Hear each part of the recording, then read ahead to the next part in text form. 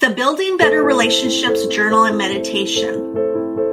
We created the Building Better Relationships Journal and Meditation so you can magnetize the better relationships you want and focus on the positive role that you have in creating a better life through your relationships. We are excited for you to discover the gold within you that can help you manifest the love we all crave. The Building Better Relationships Journal has coaching questions that help you listen to the truth of what you want and what helps you to be empowered in love. The Building Better Relationships meditation is designed to strengthen your heart's ability to be that change you wish to see in the world. Why not download it now and think of it as a gift to those you love? If you love journaling and meditation, this is for you. Welcome to Building Better Relationships at Home and at Work with Angela and Patty podcast. This is Patty, a leadership and work-life balance coach from Arizona, USA. And this is Angela, love and relationship coach from Sydney, Australia.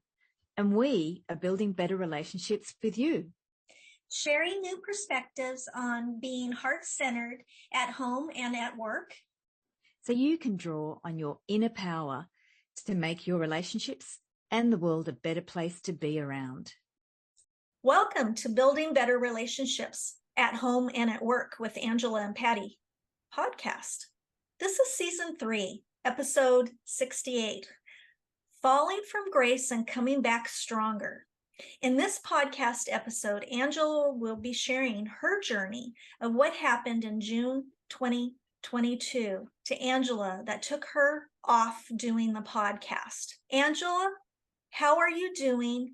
And can you tell the listeners your journey after June 2022 and the change of circumstances that started you on the path from falling from grace and coming back stronger? Hi, Patty, and hi, everyone listening. Yes, I am much better, but I had another little surprise illness in June 2022, almost 3 years to the day of my first procedure that started finding out about cancer. So if you have been a follower of the podcast, you might remember from our podcast episodes 12 and 13, I described what happened to me when I was diagnosed with cancer in 2019. And this year in June, on the 25th of June, which was 3 years to the day from my first hysteroscopy that I got diagnosed with ovarian and uterine cancer, the 3 years to the day of that procedure, I had a collapse, which could have been a few things. It looked like, to my partner who was trying to hold me up, it looked like a stroke. I wasn't able to speak. I was talking with a slurring voice. I couldn't use my arms. So I remember in the morning trying to brush my teeth and the toothbrush was going everywhere. And at one point I tried to go to the bathroom, but I actually couldn't stand up, and my partner caught me. And he was freaking out. I laugh now, but he was not laughing for that period because he'd watched me go through cancer. Yeah, that was scary. It was terrifying for him. I remember his face, actually. He was looking at me as if something dangerous had happened. And he, from his reaction, was saying, "Do you want me to drive you to hospital?" And I thought, yes, I could do that, but I was terrified of going back to emergency. And then he, in his terror, he said, "I'm just going to call an ambulance now," which was great because it could have been a stroke. We did not know at all what it was. And fortuitously, the ambulance came very fast. For some parts of the world, including Australia, that's not been happening for some people. I don't know if you've heard, Patty, but some people have not been able to get an ambulance. Oh, I didn't know that. Yeah, because of the medical system being under stress. I've heard it in different Oh, parts of Australia, and I know in different parts of the world there's been problems getting an ambulance, but we were very lucky. In my hospital stay, I heard from people who weren't as lucky as myself. We got an ambulance, and it was the middle of the morning on a Saturday. So I did they picked me up and carted me down the stairs in a chair. And I went through the whole week of not knowing really what I had. They tested me for everything. They thought it was a stroke. They thought it was the cancer coming back, which I knew it wasn't.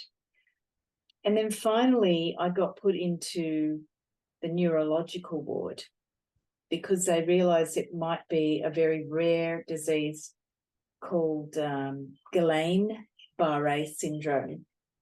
But because it's so rare, in Australia, it's 1 in a million at any time in the population, and we only have 26 million people in the whole country and 10 million in the state where I am. So there were very few people experiencing that. And they determined it was probably Guillain-Barré, but they didn't have the final blood test results until I left hospital 3 weeks later.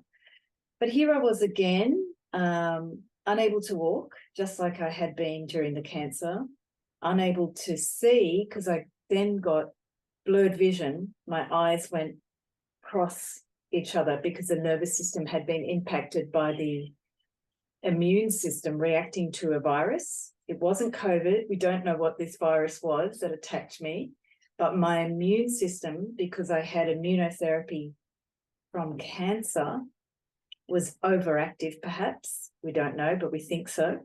And it attacked my nerves and destroyed the myelin sheath around the nerves, which then stopped my brain being able to communicate to the body how to walk, how to talk, and how to swallow for a period. I couldn't swallow.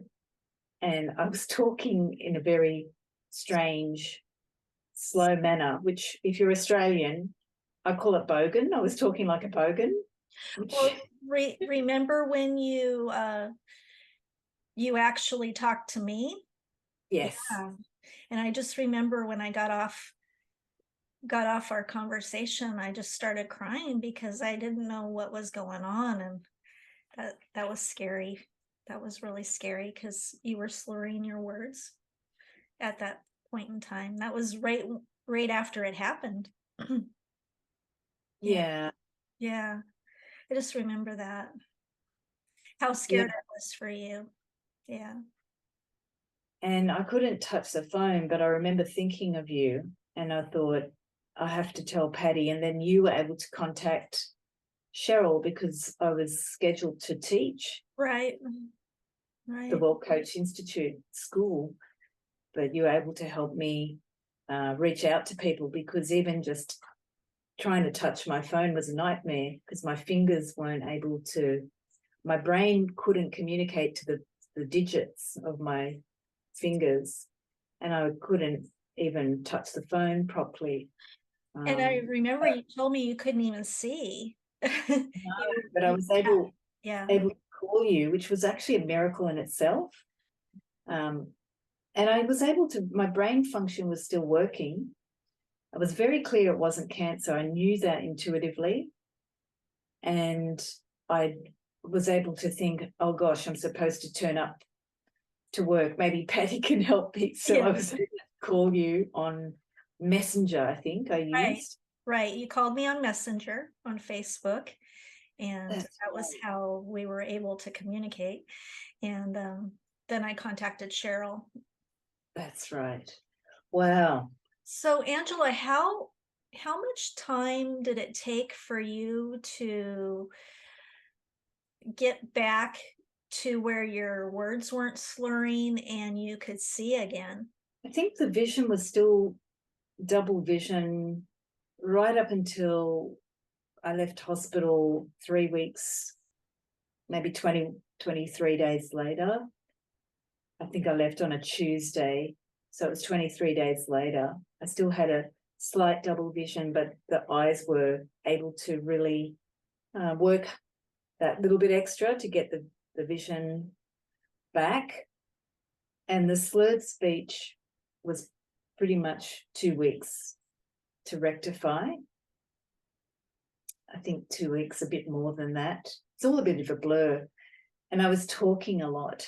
So the funny thing this time, unlike when I had cancer, I couldn't speak back then, but I had slurred speech this time, and I had a great room of different neurological diseases, all these women with the most fascinating different neurological diseases, and they were all talkers.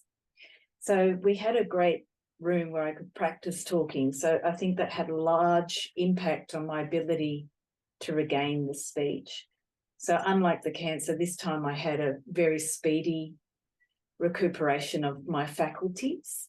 The main thing now is fatigue, because it was a shock to the nervous system. On top of, I just before that just really had started to get some physical vitality back after the cancer and the quite serious trauma that my body went through.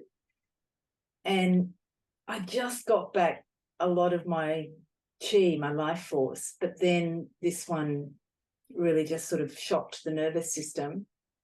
And that's the ongoing recovery I'm still experiencing. Like my energy levels sometimes are low, and then there's not that reserve, whereas I had before I got the Guillain-Barré. I'd built up really good reserves after the cancer, but now I go for my reserve energy and I'm like, oh, there's nothing there. I think I better sit down and not do anything.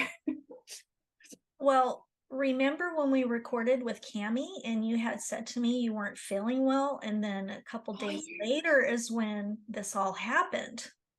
Right, that's right. Yeah, because you said to me that evening, my evening, your morning, I think, or the opposite. You said, Patty, I'm not really feeling well, and I'm like, oh, okay. And I said, you still want to record? And you said yes, but I could tell you weren't feeling well that day, and I think it was two days later when it happened. And that's a funny, for any of you out there wondering, some of the early symptoms I had were tingling or pins and needles, numbness in the digits, the distal points of the fingers and the toes. Not so much the feet, but the toes, the end of the feet. And that took quite a long time to really regain back. That took at least 3-4 weeks to not have tingling in my fingers. So the nervous system from the feet up to the eyes, the things that I got back first were the feet, and the fingers and the eyes were the last, because it actually attacked my brainstem. My immune system attacked the nervous system of the brainstem, and the things that they recuperated first were the things further away from the brainstem started to recuperate or rebuild back. So the symptoms were a loss of balance. I'd stand up from my chair and I'd just sort of fall, which, being a dancer, I could have recovered easily, but that's not normal. If you stand up and you sort of fall, that's one of the symptoms of early symptoms. And the hospital doctors told me I was actually quite lucky. It seemed to be a short onset of my symptoms, because if it was longer than that week where I told you, Patty, I wasn't feeling that great, it could have damaged my nervous system more, and my recovery would have been perhaps harder. But within 3 weeks, they were happy, or about by 23 days, they were happy to send me home because I could walk and I could see enough, and my fingers started to work better. I did a lot of rehab and repetitive movements to regain the use of my digits and to pick up things and be able to coordinate my fingers with what I wanted to do. And I'm still building muscle strength. I'm still, because of being sick before and then not having the ability to, after the Guillain-Barré, having to then be sedentary and be slow, my muscle response is not the strongest as it used to be, or my ability to turn the lids on jars or to pull even doors sometimes, somehow that ability to pull things, it's not the same as I had before. So there's some noticeable diminishing of some faculties that I only realize when I go to do things. But they're saying that the full recovery is possible. It's just the shock can result in ongoing fatigue for some time. So, Angela, how did this change your outlook on life going through this experience? It's interesting to get sick a second time after you've had a major illness. And I've had a few other people in my life that have had this happen. One thing that changed was, I think the first time I got cancer, I really, really went into victim mode. And I really thought, why me? How could this happen to me? My family have had so many problems with cancer, and now I have to go through it. Oh, poor me. And this time I got a redo on that. So part of the change was really just going, oh, well, here's another hiccup in my life, but I'm definitely not going to do the victim mode again. So when they were saying in the hospital that I had cancer, I just straight away my perspective was like, no, I don't. And I just, with my slurred speech, I was telling them, you got to get my records from the other hospital. I was being a full bogan, we call it in Australia, but I was being really not rude, but very aggressive. So this time I really got more into, I'm not taking that BS. I'm not listening to you. I'm listening to my intuition. My intuition says very loud and clear, you don't have cancer. So don't let them tell you anything. You tell them what you want. And it was very interesting this time to be that assertive. Some of the nurses, one of the ones when I was really telling her, this is not good enough, I don't have cancer, you've got to get my records, and I was harassing her about it. She broke down a bit and had to get her supervisor. But it was actually quite good because they did get my records from my cancer from another hospital, and then they were able to help me. Mm-hmm. But instead of being a victim in my illness, by being more assertive and more, I'm not listening to you, I'm listening to my intuition, I was able to get the help that I needed very, very quickly. And I really think my recovery, my rehab happened very, very quickly, because unfortunately in hospitals, they have to follow a lot of procedure, which often means they're doing things that are useless. Mm-hmm. And there was one thing that happens on the weekends, you don't have some of the medical staff leave. So you get stuck with younger doctors that are then forced to do certain protocols. And one of my body's habits is a very, very low blood pressure. I'm chronically low. So the nurses would keep me up on Friday and Saturday nights saying, we have to call the doctor, we have to do this, we have to do that. And I the second weekend that happened, I just lost it. And I don't do that. So it reminds me, Patty, of our first episode, when to say yes and when to say no. Mm-hmm. This time I really learned to say hell no and not be afraid of being a bitch or being cranky or just having zero tolerance for young nurses following the protocol. She was trying to do her job, but it was basically keeping me awake while I was in a very stressful situation and trying to sleep. The first week I was so tired. The second week I was still really exhausted. And 2 nights of the weekend, because I had this low blood pressure, the young nurses were keeping me awake, trying to get a doctor. The doctor would wake me up. I was exhausted. So I just lost it. And so one of the things that really changed was having to be the nice person. I think one of the hardest things that people with cancer and cancer treatment go through is they're always trying to not be a cranky pants when you're feeling awful. But I was just done. And I think that reminded me of our first episode, when to say yes and when to say no. A lot of what I was struggling with back then was when I had to say no. I was scared of being a bitch or being perceived as being a bitch. Mhm. And this illness was really good for that. It's not that I don't care if people think I'm a bitch, but I've noticed I don't beat myself up as much if I'm cranky, and I just go, well, I don't like that, so I don't like it. Then I'm just telling you I don't like that. Yeah. Do you think that with us being coaches and learning that we need to have boundaries and also saying no when we need to say no, do you think that helped give you that inspiration to be able to say, no, I'm not going to take this anymore? I think I've been trying. The coaching came in my life after I'd done a lot of healing around not being able to say no from childhood, because I didn't have very good boundaries in childhood around what is appropriate for an adult and what's appropriate for a child. I just was very poor at saying no because I wasn't allowed to.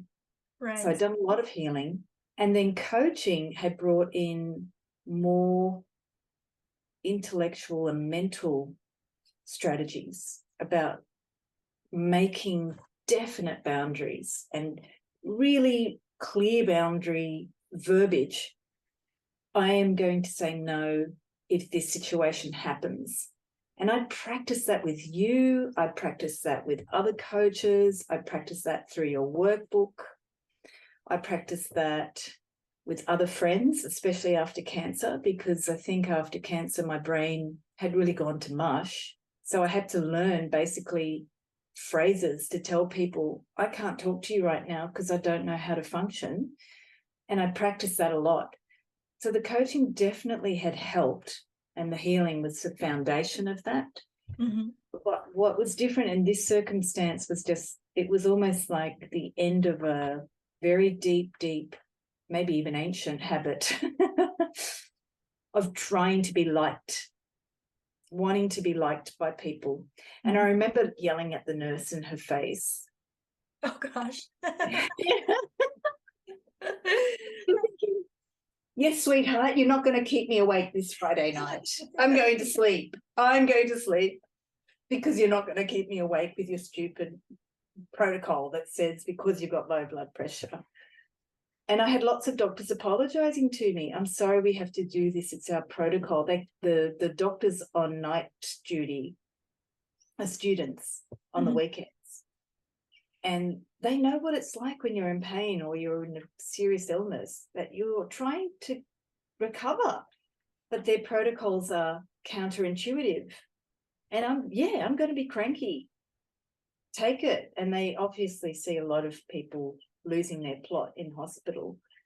So I think the coaching was a very important mental construct to help me understand the importance.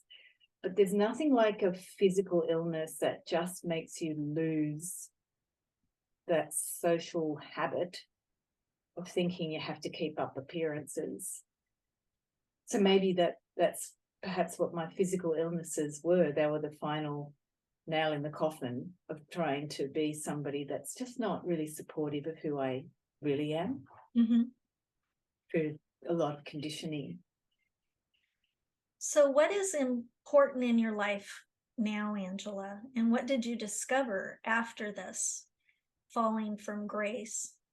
I think that the learning around being ill is still a really important learning. I've watched a lot of people have illnesses in my life through my parents and other relatives, and I've watched myself recover. And I got to a point of recovery and then got another illness.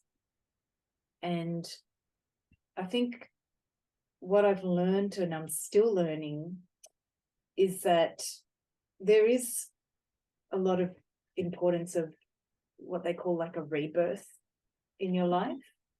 A lot of people can go through a rebirth without physical illness. A divorce is pretty good.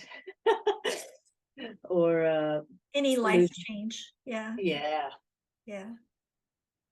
Or losing a family member. is pretty heavy.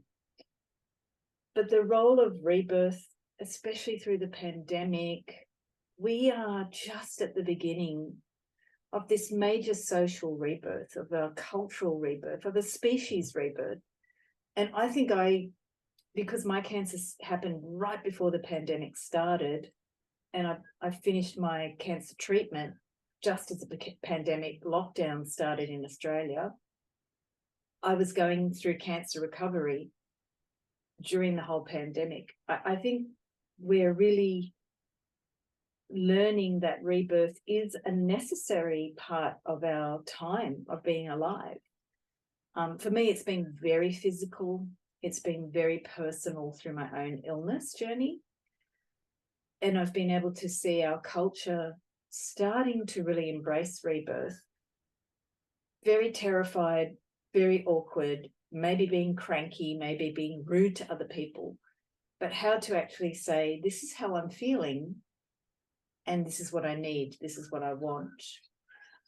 Definitely the thing I'm learning, Patty, personally, is my energy is not what it was.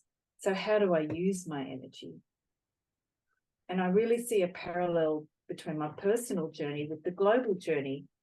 The energy we have on the planet is it's not available forever.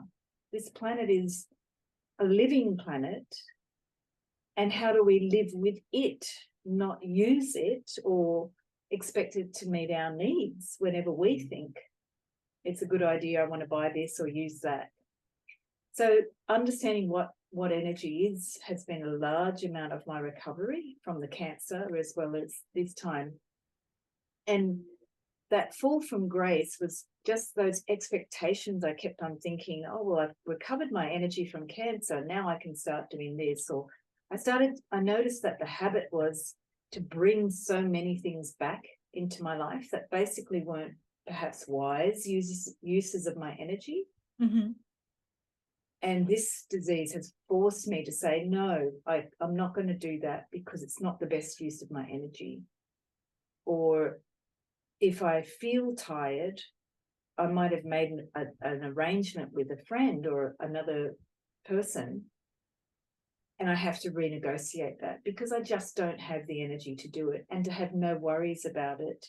I think the pandemic has taught us all about that. Things can be cancelled because of other reasons that you don't have control over. And it's learning how to go with the flow, but also be responsible in that, not abuse that, just say, oh, I don't feel like I'm in the mood for that, but to understand what's the underlying energy behind things. So I've learned not so much to think about the surface of things, but what does my energy say? What's underneath that? I'm a hell of a lot more sensitive. I know my partner has told me, I might cry more now. I might just be sitting still and feeling emotional for no reason. That happens quite significantly now. And I think that's also part of what collectively we're moving through, that we're becoming more sensitive to what's actually the energy underneath of our lives, instead of just responding, reacting to the way we used to live. In terms of the strength as well, because the title of this podcast is about coming back stronger, what I've learnt about strength in vulnerability, because of course when you're in recovery you are vulnerable, but there's actually, especially through my hospital bedroom mates, people I shared the room with, I learned so much about their own journey and sharing laughter and not taking yourself so seriously, and not being so worried about where things are going, being more in that moment of the illness, or if you're in recovery, being in the moment of that recovery. And then there's a lot of strength in that moment. In the hospital, we shared a lot with each other, and there were some emotional moments as well. I remember being very emotional because I couldn't see and I couldn't. I remember telling my fellow roommates, like, I don't know what you look like, but I feel like you're so beautiful. And Oh, then as I got my eyesight back, I remember seeing one of my roommates going, "Oh, you're even more beautiful than I thought." But really feeling connected to people instead of feeling my own victimhood, understanding that there is in my very vulnerable disease, there was a lot of humor and a lot of connection with others. I remember one of the cleaners in the room as well. She was amazing. She'd just come in and she'd tell us about what's going on in the ward, and we'd have a bit of a bitch about other things in the ward. And she told me about a few other previous patients that were really struggling. And we were all just sort of empathizing with those individuals' different, very weird neurological conditions, because neurological diseases are very strange, unpredictable, and sometimes incurable. So I was meeting people, unlike myself, I can walk, I can move. I was meeting people in that hospital that had permanent neurological conditions, that are permanently, like many people after COVID, dealing with fatigue, dealing with being unable to work. And I learned that even though those people face daily challenges, their attitude to life is not about that. It's about, what can I do? What do I want to do? What do I have to offer if I'm in this state? And being okay with being dysfunctional.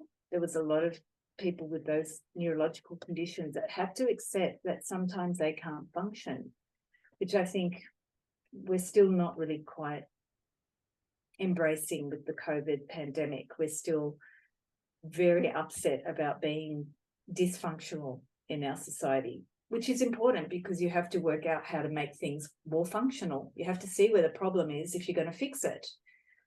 Unfortunately, though, Patty, I do see the hospital systems not getting a lot of support, and I think they're going to be more chaos.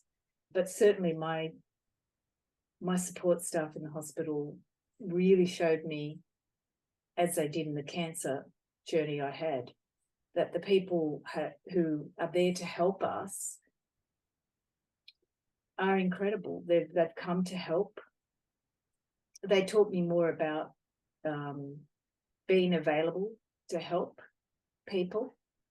Anything that I'm doing, it doesn't matter what's going on in my life. If there's someone struggling next to me, maybe I can help them.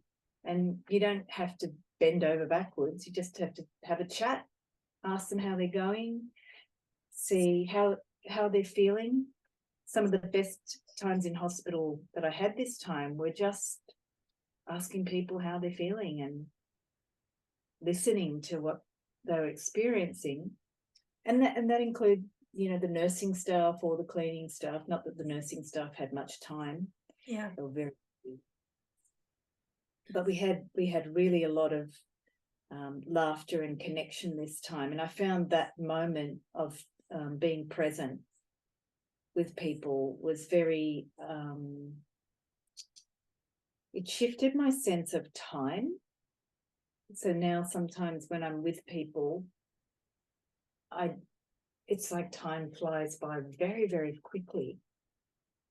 Or one little thing that I'm experiencing with that person can very rapidly expand, and it feels very enormous. But it's just a short period of time. I don't know if you've ever experienced anything like that, but I've discovered things through the illness that have changed my perception of time itself and how we give value to time and the meaning that we give to our relationships. It's funny how tragedy can really change you in different ways, to really want to, you look at things differently and more loving, more considerate, more humble. The ego kind of goes out the door. You start realizing life is precious, and so are family and friends. Yes, And after that time, I've had some more family and friends reaching out, and I don't have the same energy to do what I used to do. Because I've had friends who are 20, 30 years older than me, I know what that's like as they age. They've got aging parents or aging family members or friends that they want to help, but they can't because they're dealing with their own sickness. Right. And I noticed that's a really interesting phenomenon when people are more challenged with illness, they can't support in the same way that they would like to. So I think we need to also explore moving forward as a community how to support each other energetically just with our thoughts. I've been doing prayer work significantly since I had cancer. And when I had cancer, I think the prayer work was the only thing that got me through. I had all sorts of people praying for me, strangers praying for me. My partner would meet strangers in the street and they'd pray for me. And I think that's what, by and large, got me through that cancer, as well as the medical team and my own guides and spiritual support. And I noticed this time that instead of being in hospital, my background is energy healing, but I didn't do that. I didn't send energy or do that. All I did was send a prayer.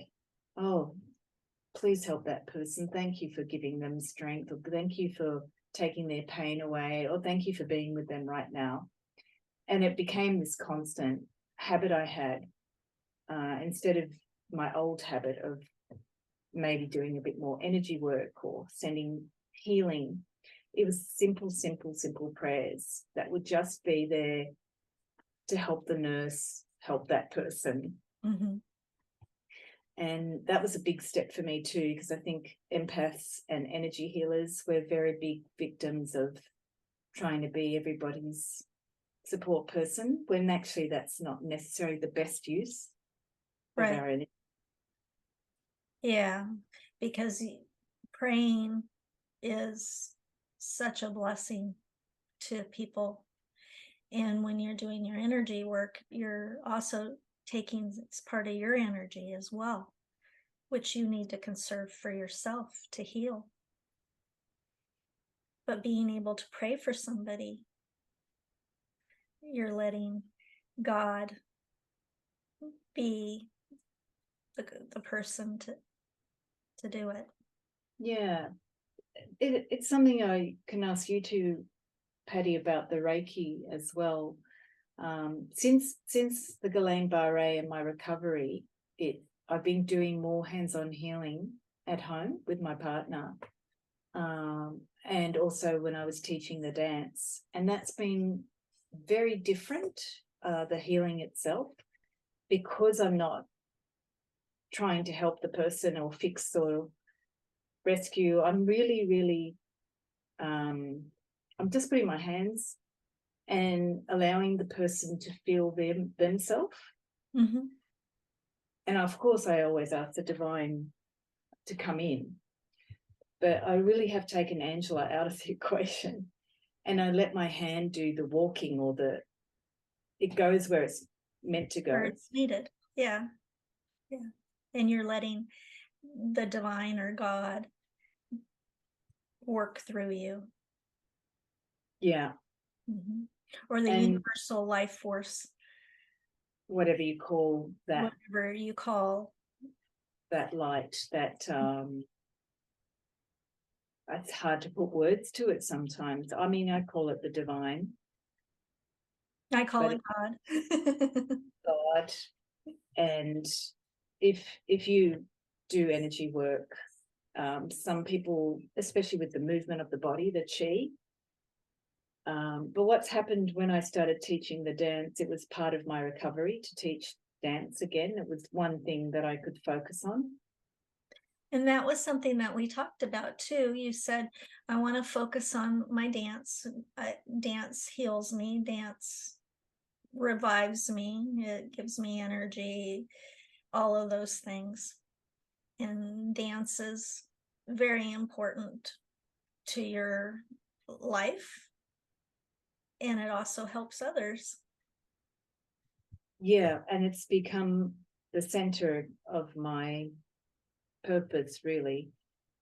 So in future, I'll be talking more in my other work on my YouTube channel about that dance and how it helps us to love, and how does dance make sense of love or bring us to greater abilities to love, because love is not a concept, and it was only through the dance that I discovered what I call the divine. I literally had divine experiences from very early on in childhood, but being a kid, you don't try to make it give meaning. However, when I was young, I did dream of people dancing together in these times. I remember having future visions of these times, and people of all ages, races, all different walks of life would come together and dance. And that's what I've been dreaming of since I was a child. So now when I do that connection in the dance, the feeling of the energy is different. It's very, the feeling of the energy in my own body is different. It's very quiet, and it's very subtle and soft. Whereas before, when I used to do energy work, there was a lot more going on in my mind. There was more technique. I've done a various range of different healing techniques, but now it's very, very quiet and very still, and also very gentle. So I discovered after the Guillain-Barré a different way of feeling the healing work through my hands, and also applying that to the dance workshops and sharing that with others, helping others to feel that divine energy within themselves. And I'll be talking more about that moving forward, but it's been very interesting in my recovery to discover that as my true nature.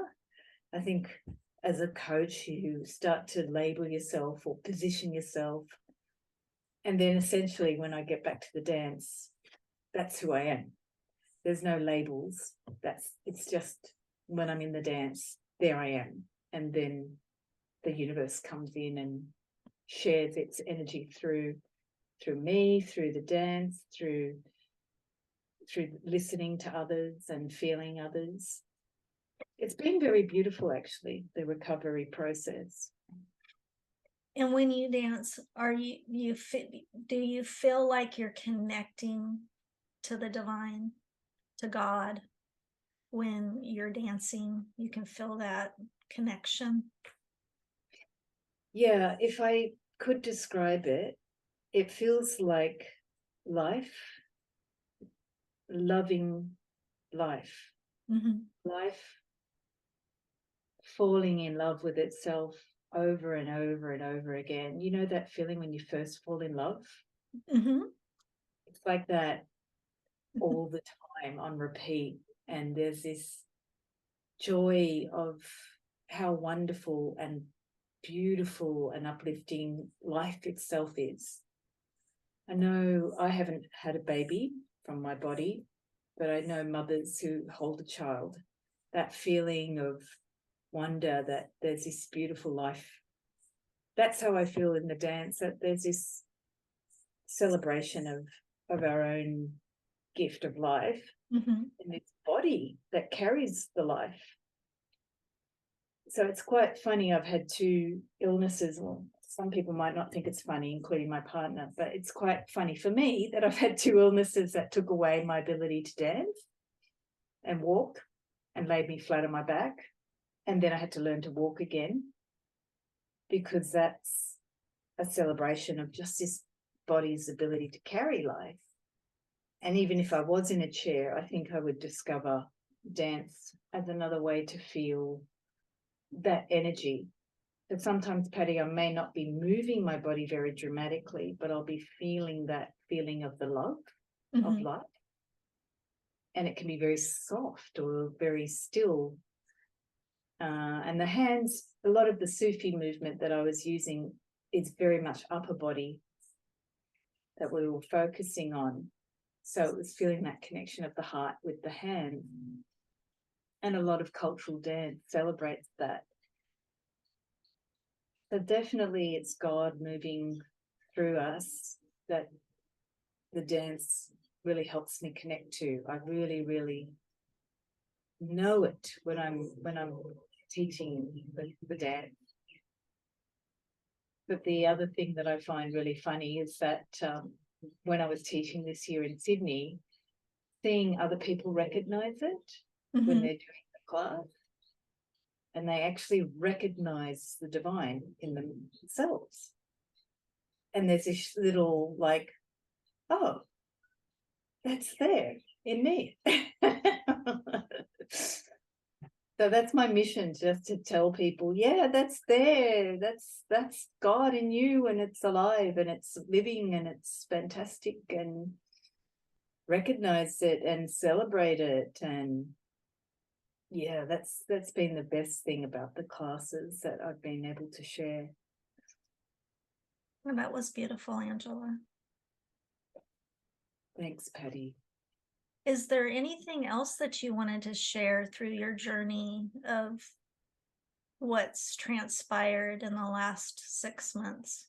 I guess I wanted to finish with an interesting point of the podcast is building better relationships at home and at work, and how myself and Patty, I believe, maybe you can talk on it too, Patty, we both learn about ourselves through the podcast. And then we created the Building Better Relationships journal and meditation because we were learning about ourselves during the podcast. And it's been a very important part of my journey to learn who I was. 2018, we started our podcast. Then when I got cancer, we stopped because I couldn't function.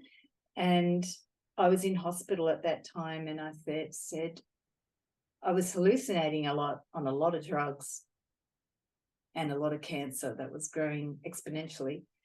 And I thought, I must talk to Patty. We've got to do this podcast. And I didn't know why. But it's very interesting that after I got out of hospital, we started again with that mission to really get people to focus on themselves and building a better relationship with yourself. That's what the journal is about. And the meditation that we created is to really focus on the love, what I was describing earlier in the dance. What is that for you? What do you see that you want in your relationships? Because you and I, Patty, know that if you don't focus on what you want, you'll never get that in your life. You'll just keep repeating the habits of the past or your ancestors or your upbringing or whatever habits you've got. Right. So, And so much of that has shaped us in our life. And breaking some of those cycles is so important. We all have things that we learned that aren't good, that need to be reshaped and let go of, and learning how to be better with our relationships, because some of the things that we learned in our past weren't always the best way to handle things in relationships. That became a habit. Yeah. Life lessons. I mean, all of us have had life lessons and thought, oh, if I could go back and change that, I definitely would. I mean, at least I do. I'm a totally different person than I was in my 20s, my 30s, and my 40s, now that I'm in my 50s. I've grown in different ways and I've changed in different ways.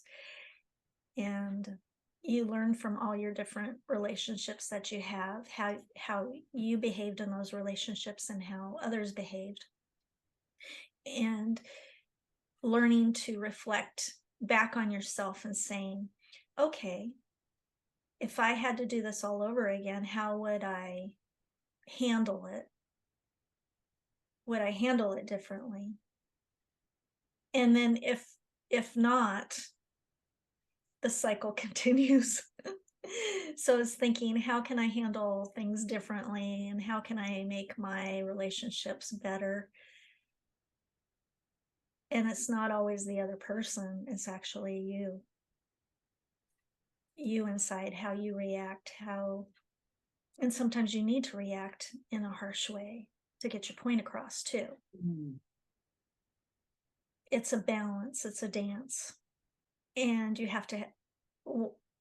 And what type of people do you want in your life?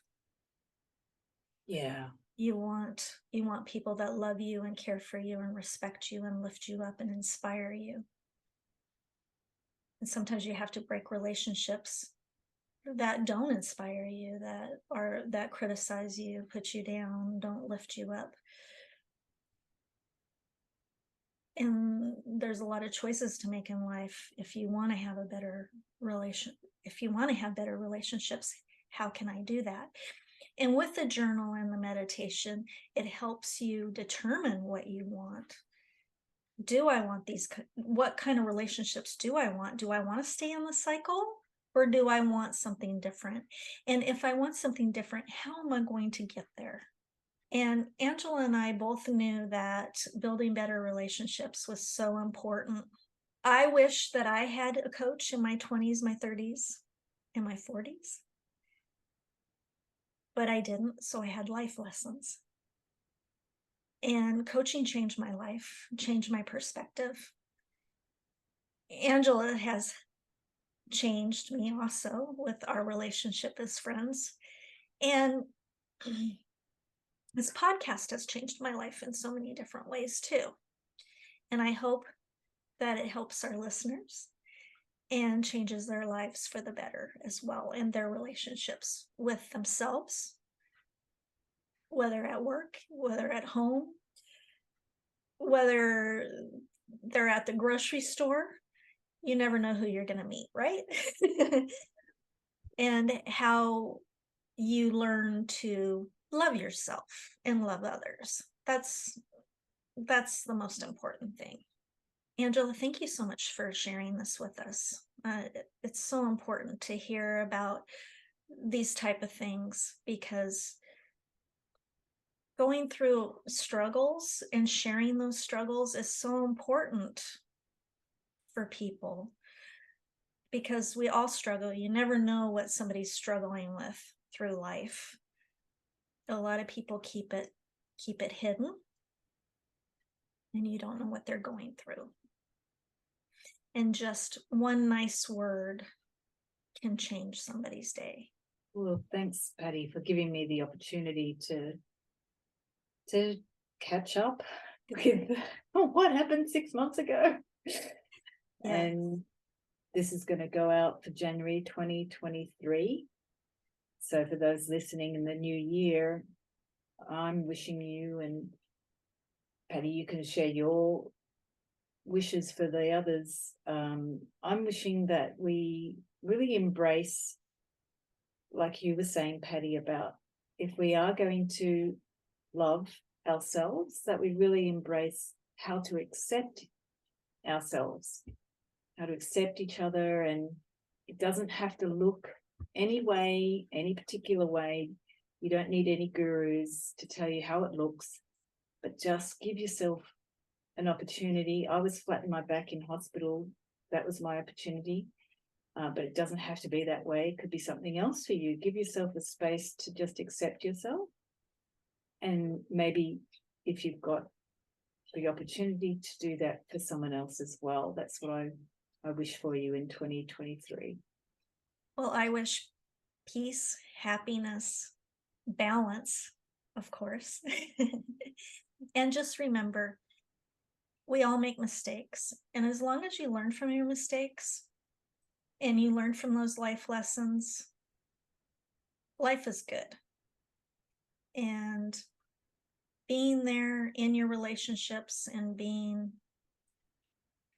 a kind person and inspiring to others, you will get that back.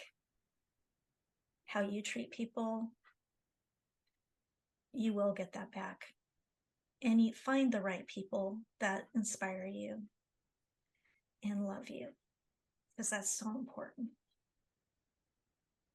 Well, thank you for joining us on this podcast episode. Please share the podcast if you enjoyed it and you think somebody else could use hearing it. Thank you for listening to Building Better Relationships with Angela and Patty. Send us a message and please like or share the podcast or donate with the Anchor donate button. We really value your feedback.